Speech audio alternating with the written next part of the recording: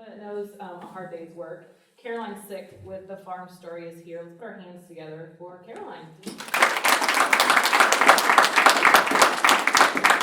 Hello, everybody. I'm so excited to be here today. Thank you so much for having me. Like she said, my name is Caroline Sicht, and I am the owner of the Farm Story. To be honest, this is the first time that I've done anything like this to talk about the behind-the-scenes part of my business. I do quite a bit of speaking, which I'll get into around the state at different FFA chapters and things like that, but I've never talked about my brains behind the actual things. It's a little terrifying, I'm not going to lie. So if I sound like an idiot, please bear with me. But I'm going to talk a little bit about my heart behind this, my story, how I got here, and just kind of who I am and why I love cows so much. I went to college with Sydney Cavness back here. She's the one who invited me. Thank you, Sydney, for having me. So she knows my obsession with cows and agriculture, and I can't hide it. It's just not possible. So, okay, a little bit about who I am. I live on a cattle farm just south of Columbia, Missouri. My family's in Ashland, and I still live with mom and dad. Yes, I do. But it's very helpful because I can help on the farm still, and I get just kind of to be around cows all the time, which is what I love. So I've always had a passion for cattle. You can't really see it in this picture, but I'm in a Tweety Bird swimsuit with a calf on a halter. That was my first bucket calf. So I've always been in 4-H and FFA, showing cattle, done that whole thing. But I've kind of got a Hannah Montana thing going because I also played softball, and that's how I met Sydney. I played softball all through high school and college, and the way it all worked is I played ball in the fall, and I did the FFA in the spring. There's my blue jacket, my FFA advisor. I went to Rockbridge High School, and I loved every minute of doing all of it. I was busy all the time. But this allowed me to kind of have this double life of having my farm life, my ag friends, and my non-farm life, my non-ag friends, the ones who didn't grow up on a farm. Quick show of hands, who lives on a farm or has family that farms? Okay, a few, good. Okay, so when it came time to, senior year of high school rolls around, I'm like, God, what am I doing with my life? I don't know. Where am I going to go to school, right? So I started getting a few offers to go play ball at different colleges, which was a huge blessing to me. But the way the stars aligned in my life, and looking back now, it makes perfect sense. But none of the schools that I was getting scholarship offers for had good ag programs. So I was like, well, crap, how am I going to do that, right? How am I going to make this all work? So I went on all these visits and decided to go to William Wood University, and it was one of the best decisions I've ever made. They don't have an ag program. They have equestrian. If you know anything about William Wood, there's horses everywhere, right? But it's not quite the same, right? It's not animal agriculture. It's not livestock that I wanted. But I majored in communications there, and I loved every minute of it. But the whole time I was there, I was surrounded by people who did not know what it was like to live on a farm, or to raise cattle, or to do anything like that. And I would tell them I was going home on the weekends to work cows with Dad, and they'd say, well, what do you mean? What are they working on? What are the cows working on? Like, they aren't doing the work, I'm doing the work, right? We're doing the work. Or I'd say, they'd drive from Fulton to Columbia, which is the closest big town to get Chipotle. It was very important to them, I guess. And they'd come up to me in the dining hall. I'm sitting there with my chicken fingers, my ice bag taped on my shoulder, and we're talking about whatever, and they'd come up and say, Caroline, I saw a cow on the way to Columbia yesterday. I'm like, cool, right? I don't care that you saw a cow. But eventually I got to see that because I talked about it all the time, right? Because I posted about it on my personal social media feeds, my Instagram, my whatever, they were making those connections with me and agriculture, and they were seeing things differently in the way that they hadn't before. They noticed a cow in the field, and they'd never had done that before. They figured out what it meant whenever I said, I'm going to go home and put hay out with Dad. Well, what's the hay for? Right, but I was able to teach them and have these little conversations in the dining hall at school, right?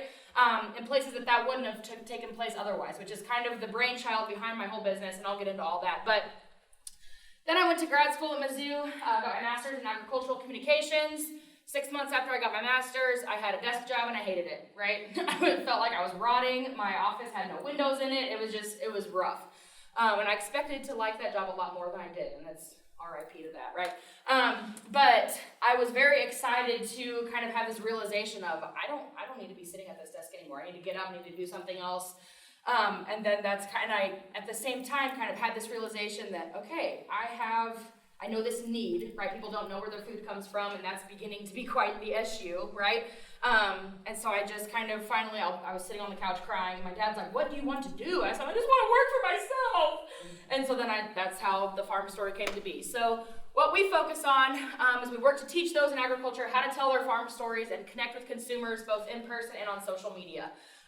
We work to build the community, educate and inspire others to be bold in sharing their life on the farm, because farm life can be very isolating, can be very lonely, and you can kind of feel like you're being attacked for feeding the world, which is not a fun feeling to have.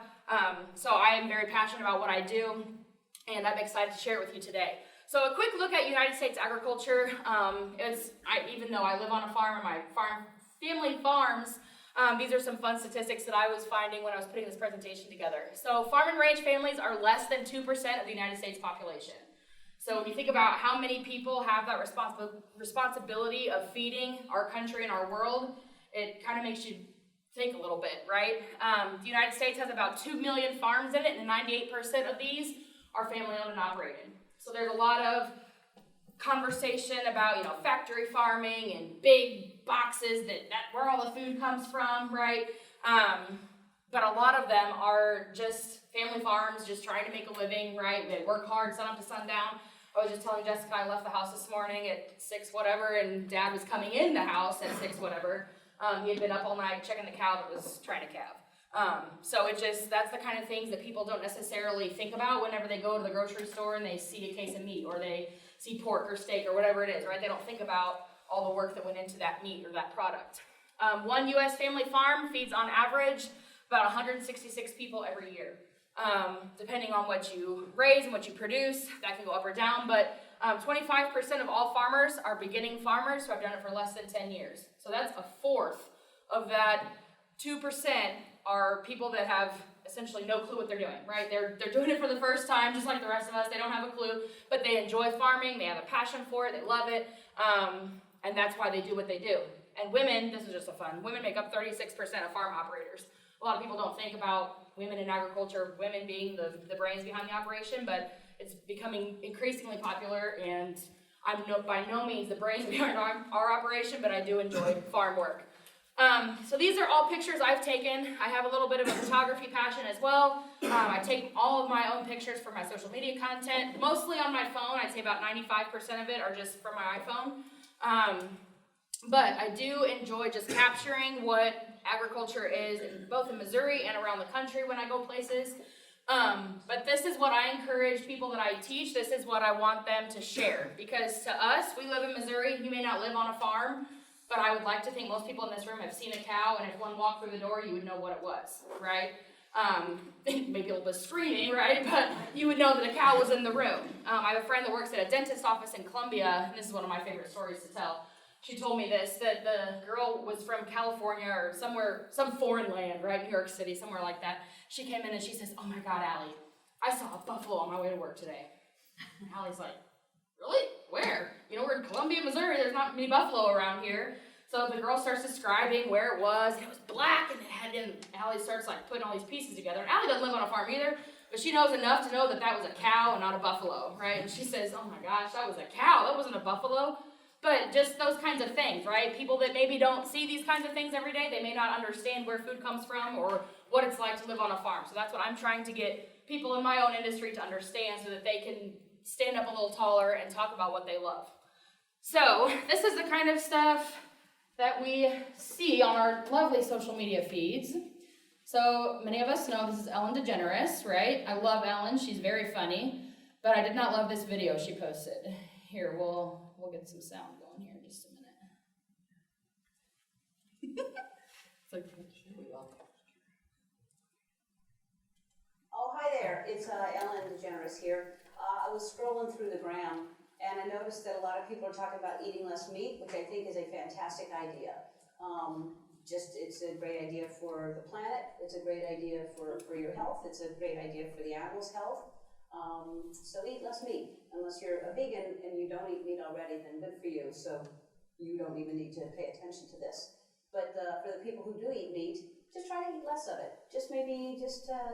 Maybe eat it less, once a week, or none a week. Or just, if you eat it every night, don't eat it every night. Eat it less than that. 4 nights a week would be okay, but 3 or 2 nights, or just 1 night a week would be the best. Anyway, the point is it's better for you, and it's better for the environment and for the animals. Eat less meat. #eat less meat. meat. Be neat, eat less meat. Hashtag be neat, eat less meat. Hashtag bye-bye. Yes, bye-bye. Okay, let me get back to what I'm doing here. So, whenever that video came out a couple weeks ago, needless to say, it ruffled a few feathers in the ag world, right? Because that's how we make our money, that's how we make our living, is helping people to understand that meat is good for you. And little videos like that, you may scroll past it and think, well, why does she care about that? That's a 30-second video by somebody that doesn't even hardly make sense, right? The people absorb that, consumers absorb that, and then they take that with them to the grocery store, and then they make choices on what they buy and what they think about our ag food system based on little videos like this. So this is what I'm just trying to help people in agriculture see and realize and understand, that these little videos, they do more harm than good. And yes, it's kind of funny because she's awkward, right? I love Ellen, I think she's hilarious.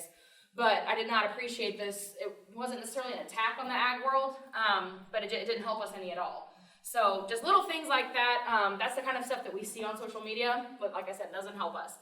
So the producer and consumer gap is growing. Fewer and fewer people live on the farm, fewer and fewer people see what goes on the farm, and they don't know, like what she said, like a hard day's work is to produce food, right?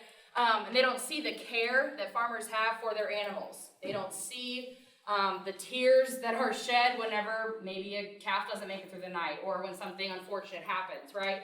Something like that goes on, that's the kind of stuff they don't see. So consumers, there's been a lot of research on that consumers are very curious about where their food comes from.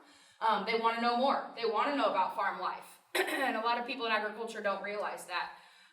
Farmers and ranchers, they can feel very attacked, alone, and unappreciated, because I just talked to somebody, one of my former ag teachers at the cattlemen's meeting last night. He said, I had a chat with your dad last night. It was great to see him. I said, yeah, I like that. And he goes, no, it was great to see him, because most days I see my dog and I see 50 head of cattle, and that's it. He sits in his truck, he drives around, he checks them, his kids go to school, his wife goes to work. He sees them at night, but during the day, where all of us have coworkers and we have people we text or whatever, my dad thinks texting is for hippies. That's a whole nother conversation. But I'm gonna put that on my resume, that I taught my father how to text and send photos on the phone.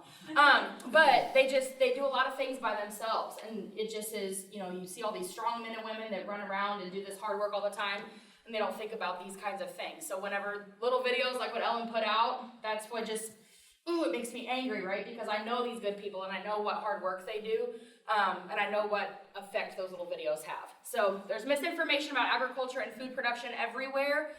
Social media, there's Netflix documentaries that I can't hardly watch without throwing my computer, propaganda from animal activist groups, different things like that just try to plant doubt and fear about how our food is produced in the minds of consumers and pretty much everybody.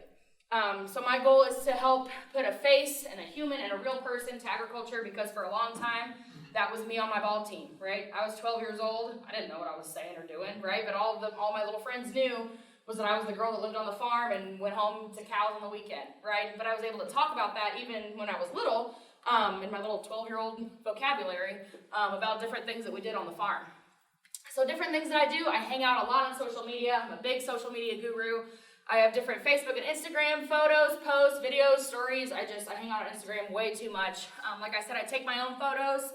A little bit with the camera. I'm learning a little bit more about that all the time, mostly with my phone.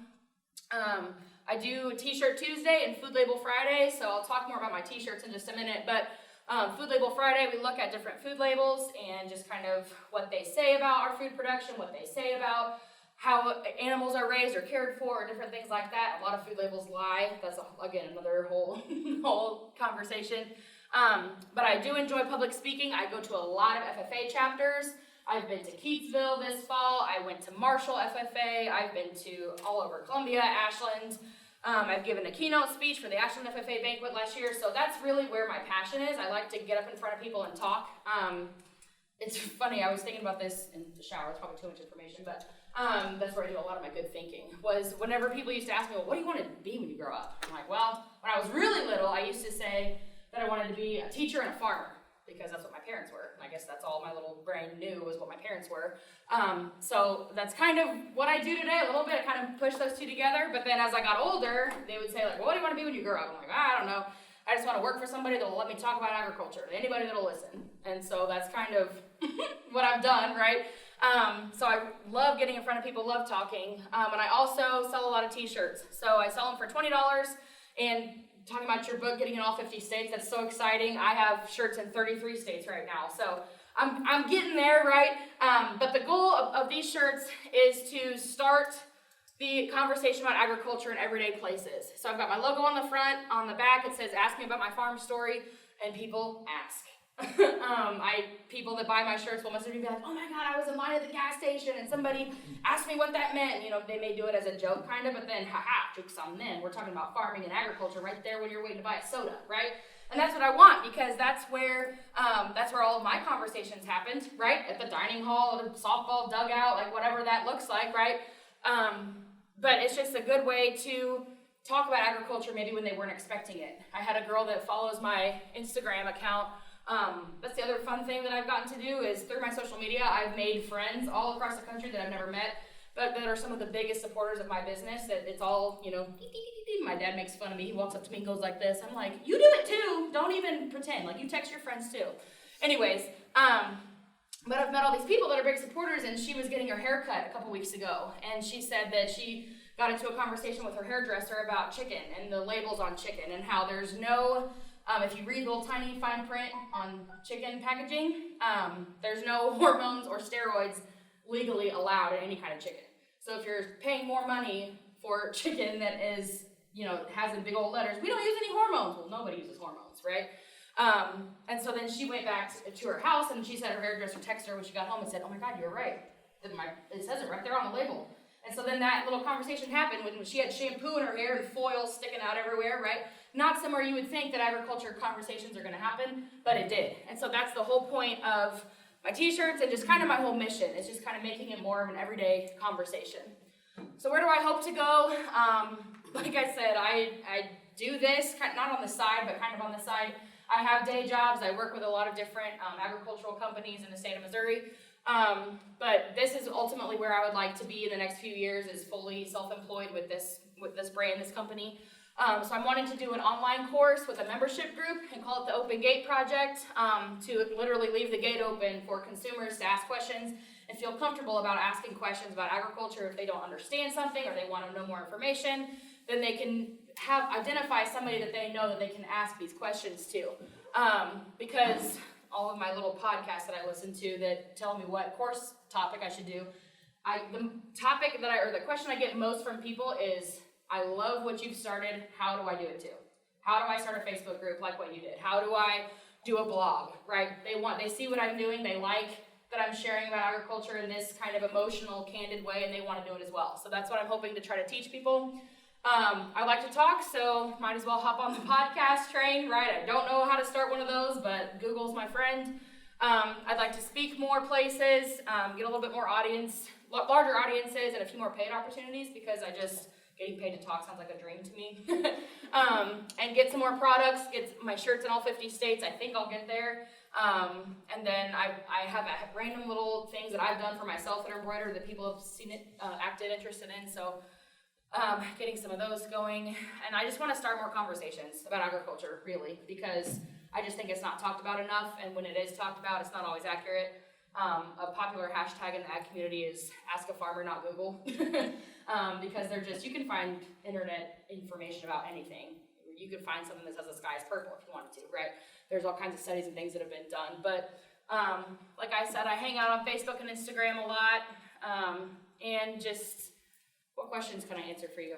I feel like I just babbled all kinds of things, but hopefully, yes?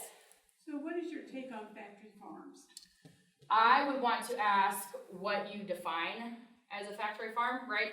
A lot of people will talk about, like, well, I want local food, but what is your definition of local? To me, milk or meat or anything from the Midwest, that's pretty local, right? I don't necessarily need it to be in my backyard for it to be local, but if you go to the grocery store and you pick up a gallon of milk, chances are it was produced within 100 miles of that grocery store. To me, that's really local. So I don't know that I really answered your question, but I think all of the food in our stores are safe. I don't have any kind of problem with the way most of our food in our country is produced, because I think a really terrible light is cast in those documentaries, on social media, on the internet, things like that. And I don't don't know. There are definitely bad people who do bad things. I'm not saying that 100% is all perfect, right? But I will say that I trust more than what I don't in our food system. I think it's safe. Yes. So kind of following up on Linda's question, Uh-huh. I'm wondering what a corporate farm, I don't really know what a corporate farm is, but I'm Right. guessing that it means people have come together to run that farm instead of families. Right.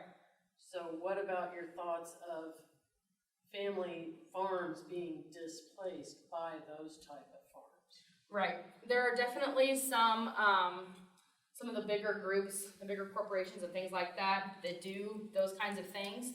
But I'm a big believer in, we have a lot of people on this planet that we're trying to feed. And maybe I'm naive, maybe I'm too much of a glass half full kind of person, but I think people are good. And I believe that most people that care for those animals, it doesn't matter who owns the corporation, who owns the whatever, the people that are putting the grain in the bunk or putting the grain in the whatever for those cattle to eat, those pigs to eat, the whatever, I think they're good people and I think they take care of those animals. They probably wouldn't be in that profession if they hated animals, right? You don't do things you hate for very long. Again, like I said, maybe I'm naive and people are good, you know, like Luke Bryan's song, I believe most people are, I really do. I do believe that, so, yeah. Yes? As, Caroline, as your generation has left production to agriculture, what is your statistics on the medium or the average age of the producer in production agriculture today? Yes, so those stats that I had brought up, see if I can click back to it, that came from the American Farm Bureau Federation, all of those did, and I just picked some of my favorites, but one of the things they had on that fact sheet was the average age of a farmer today is 45 years old, and I think that's just because, going to math here, average, you know, goes in the middle. I know people that are my age, my dad is 70 years old, and he's a farmer. There's also been some studies done of how many farms are gonna change hands in the next 10 years, and it's above 50% that are gonna be passed down to people like me. So it's an interesting time to be in agriculture for sure, because you've got the old school coming in, you know, or the ones that have done it forever that don't, my dad calls Facebook space page. He doesn't, cyberspace, he has all these cute little names for it. I'm like, I can't even talk to you. I'm a daddy's girl, we get along very well. But, and then there's people like me, there's a huge community of agriculturalists on Instagram. They've kind of turned it into a blogging platform. So they share everything that they do on social media right there in real time for people to see. So it's this interesting kind of combination of people who believe what I believe, and there's people like my dad who are like, quit texting and put the grain in the box. I'm taking a picture, I'm sorry. You know, and so it's an interesting time. I don't know that I answered your question really, but yeah. I think in Missouri that number would be closer to 57 or 58. Yes, I would think so too. That's a scary thought. Yeah. Yep. Yes. As you're starting conversations with people, as they're asking you about your t-shirt, what is your story? Do you find anyone to be hostile or opposed to what you're doing? Mm-hmm. That's an interesting question. Personally, I have not, but I have heard of where some people will say, and it's kind of like a loaded question, like, well, what's your farm? You know, they have an agenda for why they're asking. But what I've found in all of this work that I've done so far is that if you share something about your personal journey, and that's what I tell people, talk about your farm. I have 150 cows, I get up every day, I take care of them, right? All these people that if you just share what you do every day, it's harder for people to attack you as Farmer Joe than it is the entirety of the ag industry that they think is so terrible, right? But if you're standing there in front of them saying, I have 25 chickens, and I get up every day and collect their eggs, and I gotta make sure that I don't drop any of them by the time I get to the house because I have an apron that doesn't fit all 25, you know, just like talking about little things like that. That's the thing that people really like to hear because they can relate to that. They're like, oh yeah, if I had to go pick up 25 eggs, I'd probably drop at least 3 of them, right? That's what they think of instead of thinking the factory farm terms or the terrible videos they see on social media about how cows are mistreated or whatever it is that they have in their brain. That kind of breaks that down a little bit and makes it more real for them. So, yes? What's your take on like Burger King's Impossible Whopper? Is this thing a fad or is this coming on spurred on by the Ellens and the... Yeah. So that's kind of, I'm gonna lump that into the fake meat whole discussion. And I went to a panel discussion on University of Missouri campus last fall And we watched a little video about it. We had different people come in and talk, and basically at the end of the day, we decided that the way the fake meat is produced and all of that, it's not a threat to the meat industry at this point because it's very expensive to make. I know the Impossible Whopper is plant-based, and I think if you can't digest animal proteins, there's definitely a place for it. But again, maybe this is naive of me, I believe that most people just like a good old burger and a good old steak, right? I don't think it's really gonna have that much of an effect, at least here in Missouri. It's not, we're the number 2 or 3 state in the country for beef cattle production. You're not gonna take away our meat. But I would be interested, and this is the kind of nerdy stuff I like to do, to go out like to San Francisco or somewhere that's not from here that they have palm trees and oceans, right? I'd like to go out there and just kind of see what their take is on the Impossible Whopper and different things like that. And so that's some of the things that I didn't put that on my slide, but in the coming months and years, I would like to go do a little bit more research, just kind of talk to people like, so why are you getting that instead of that? I'm creepy. I watch people at the grocery store about how they pick up stuff and they'll kind of look at stuff and put it down, and I just kind of, creep around the aisles, but it's really interesting if you just watch kind of their behavior at the grocery store and what they do. So I don't think it's a big threat, but I haven't tried one and I'm kind of scared too, honestly. Yes. On your Ellen DeGeneres story, Mm-hmm. the highest population of bison in the U.S. was at one time 60 million. Right. So as far as the environment being threatened, I don't think that's valid. Right. The Indians were eating buffalo and they were pretty darn healthy. Yeah. So I appreciate what you're doing. Yeah. Have you seen that one deal on Facebook where the guy sits at a college campus or whatever and he's got a table and he has this topic or whatever and it's like, come change my mind. Oh, I haven't seen that, no. Yeah. It's pretty interesting because people I'll come look up it up. and try to discuss this topic or whatever, so that might fit into what you're doing. Yeah, I will definitely look that up. And going back to the Ellen video, I didn't say this earlier, but the thing that bothers me the most is there was no factual information in her little awkward video, right? She just is saying, eat less meat, be neat, #bye-bye, right? And it's funny, and people think, oh, she's so funny, it's cute, right? But there's no fact in there, there's no argument, there's no real valid anything that she talks about, so that's the issue I have with Ellen and her eat less meat. Yes? Okay, so with your business, I'm trying to think, how do you make money? Yeah. Because you're trying to do keynote speaking, and you're doing some product sales. Well, I know that's not gonna pay the bills. Right. Right, because I'm there. So are you looking, I have some events I'm probably gonna book you for, if you would like to do that. Absolutely, sign me up. But I don't know how, okay, I know the are you wanting to, girl, I don't know how you're gonna make money doing what you're doing. How are you making money? Yeah, so that is actually a fantastic question. I'll be real honest with this big old group of people. I don't make that much money doing this right now, right? I see the potential. Yes. I see the potential. Yep, and like I said, getting paid to speak, the course that I'm hoping to develop and sell, my main audience is FFA kids, and they eat it up like, I don't have a good analogy for it, but they love it. They love what I'm doing, they love social media, and they like the idea of using it for something good. So I'm hoping, and I know I can't get rich off of high school kids, right? I'm not silly in that aspect, but if you're familiar with Rachel Hollis and her kind of, how she goes about and does different conferences and events, and I really want to hit hard that community creating piece, and I think there's a lot of different ways I can make money. There's money in podcasting, but I probably only spend, I don't know, between 5 and 10 hours a week on this right now, just because, like you said, products don't pay the bills. I'm selling t-shirts and it doesn't. But it's growing, and right now I'm just trying to kind of grow awareness of it so that when I do have a product or a course or something like that that I can offer people, then they're ready right there to buy it. So Brandy's expecting you to charge a big fee to come speak. I'm doing speaking, and the most I've been paid was $200. Right. I was paid $100 to go to the Ashland FFA banquet. And so it's just, and ag people are real funny. They're just a funny group of people. They expect a lot and don't always want to pay for it. And that's just, farmers, they gotta save every dime they get. But, so that is, honest to goodness, that's one of my challenges, that I'm trying to figure out other ways to make money doing this, because I know there's a need, I know there's an interest, and just finding that cash flow is. Do you have a cow that's, that would be safe around inner city kids? That you could halter, that break? I'd have to think about that. Because I know because that's what this is for, is to talk about what you got. Right. Because I just got booked yesterday for 6 things for inner city, but it was with the library. But I think if you had like a, hey, come meet what you eat, which I know that might be kind of bad to like pet a cow. Can you housebreak that cat? I could try. But I know, like, man, if you had or just a, why do we eat beef? I don't know. I could see stuff.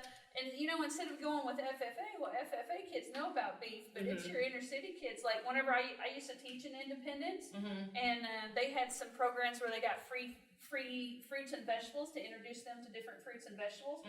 Well, then, whenever the kids would get those given to them, and they were like, oh, this is free. And I was like, well, no, somebody paid for it. Yeah. And they were like, what? And I was like, well, some farmer farmed this. I said his family had to get paid to do this, and they were like, no, it's free. Yeah. And I'm like, no, free's never free. I was Yeah. like, another program has paid that. I said, why would a farmer not make money and not have electricity and not have food in his refrigerator? I said, he was paid.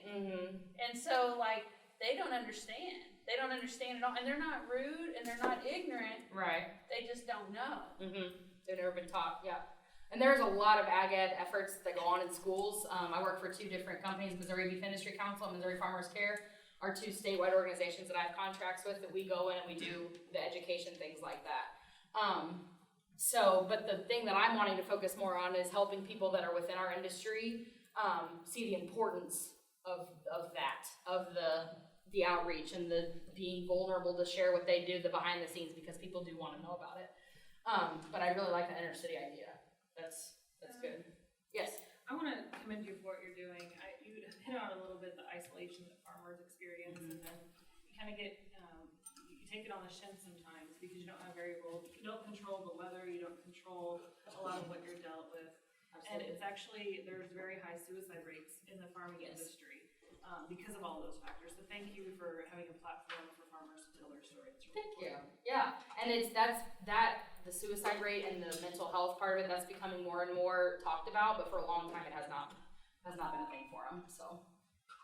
We could talk about this all day. So I'm going to have a last question. Caroline's going to stick around so that we can continue to have a dialogue with you afterwards. Yep. What can we as a community do for you? Sydney even told me you were going to ask that question. Really just helping me to see different opportunities and see things from a different angle. Like I said, I haven't done this for a long time. I don't have a business degree. I just like to talk to people about agriculture. So any opportunities that you have that or people you could connect me with that could help me to push this forward. At this point, that's really all I have. Follow me on Instagram, on Facebook, just helping me spread it that way. Can you put that slide back to our Yep, I sure can. I sure can. Somewhere. There we go. Does your family farm have the ability to allow inner city kids to come experience a farm and charge them for that? Do you have insurance for anything like that? I highly doubt it. Because I bet right there, if you're looking for money, the farm story, and then for them to experience the farm, Ag tourism. Yeah. That's a And big then thing. sell each student a t-shirt. Yeah. So they can tell their colleagues what their farm, Bus maybe trips. just one story. Yeah. Bus trips from the city, stop at your farm Yeah. on their way to Branson. Yeah. Hey guys, put your hands together for Caroline.